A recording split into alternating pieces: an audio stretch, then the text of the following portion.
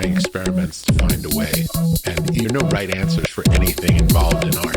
We're all trying experiments to find a way. And even for the things that I work on, I don't have a set way that I do anything. I come to every project blank. I believe we know close to nothing about anything. If we embrace that not knowing, we'll have a healthier experience going through life. In some ways, the best art is open enough where the artist gets to have their experience when they make it, and then the audience gets to have their experience when they listen, and they don't have to be the same. There are no right answers for anything involved in art. We're all trying experiments to find a way. And even for the things that I work on, I don't have a set way that I do anything. I come to every project blank and I really listen to what the artist plays and says, and through what they explain they want to do, help find the best way to get there. I feel like it's more of a collaboration between people working together to make the best thing. It's not a boss-slave relationship at all. Much more of a let's find our way. And we agree at the beginning of the process that if either of us or any of us don't like what's happening, we say it. And the goal is to keep working until we get to a point where we're all really happy with it. It's like if we make something that an artist likes and I don't like, or that I like and they don't like, we haven't gone far enough. I don't want to listen to you and have any reaction happening when you're speaking. I want to be as neutral as possible. For me, my goal is not to form an opinion, it's to understand. So if anything, I would draw you out further and just ask questions to really understand. And if you say something that that somehow triggers me in a way I wonder how you came to that. I wouldn't challenge you. I would ask, like, how did you find that? How did you get to that place? One of the agreements in the studio is any idea that anyone has, we'll always demonstrate it. We'll always try it.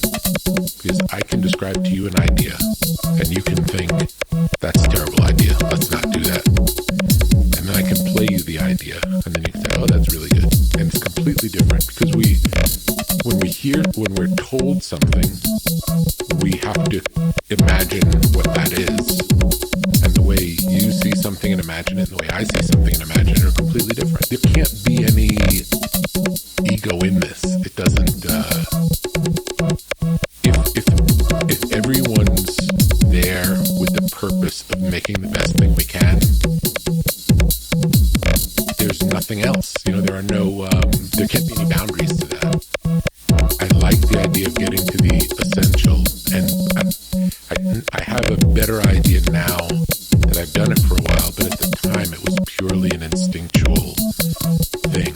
And part of it is there's a sonic benefit, which is the less elements you have, you can hear each of the ones that are there, and they can sound better. And the less there are, the more space they could have around them, and the more you can hear their personality. Often in the studio, the idea of building upon things and adding layers to thicken, to make it sound bigger. Sometimes the more things you have, the smaller it gets. So a lot of it is counterintuitive until you just in practice see what works. There's something we also like to do called the ruthless edit, which is, let's say you're at a point where it can work for anything, but I'll give you the example with an album. We've recorded 25 songs. We think the album's going to have 10.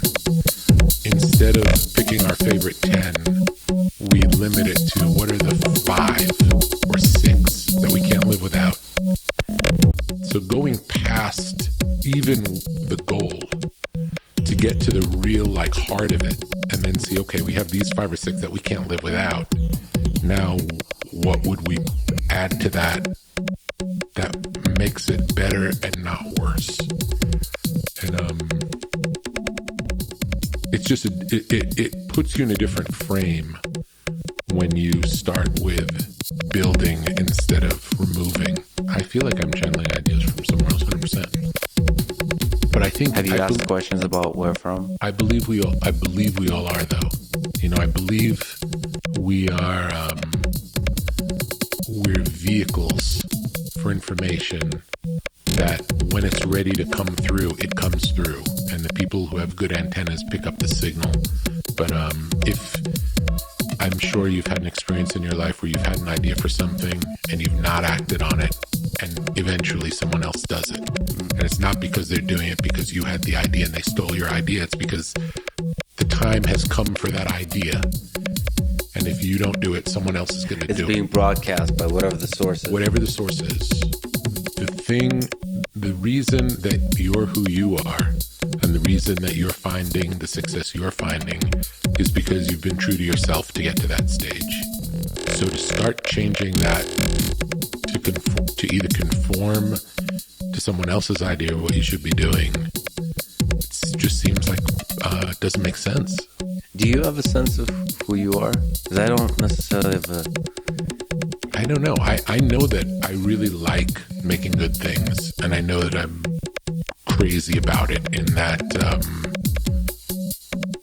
it's like an obsession, and I want things to be as good as they could be, whatever it is. And if I finish a music project and I have a window of time where I'm not working on music, I might be moving the furniture around in the house. You know, I'm always looking for a creative outlet to find a way to make something better.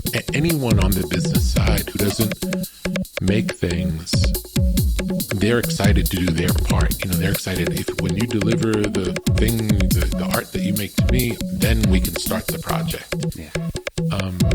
But there's nothing to sell if the art doesn't happen in the right way, and it has to be protected, and it can't happen on the same kind of a timetable that business can. It's just a different thing. Art doesn't come in a quarterly way. I know on the art side, knowing how it works isn't what makes it work. You know, isn't the magic of it isn't how it works. The magic is the magic. And the magic happens in a way that's intuitive and accidental at times, or incidental, where you're trying many things, all of a sudden something works, and you don't know why.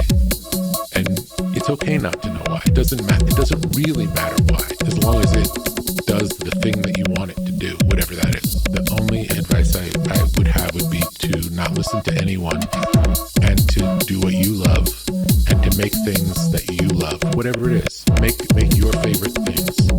Be the audience. You be the audience. Make the thing for you, the audience. And it doesn't really matter what anyone else thinks. And if you have to get a job to support yourself so that you can make your art, that's fine. You can't make art for someone else. You can't make art with someone else in mind. I don't believe it can be good. It's like everything is like it's almost like a diary entry. Everything we make is a reflection of a moment in time, a window in time. It could be a day, it could be a year, it could be it could be whatever window you decide that it is. But if you give it all of yourself, and if you're not interested in working on it anymore, it's done. Now, you may decide it's not good enough to share with people, and that's fine. But if it's good enough to share with people, there's no regret looking back.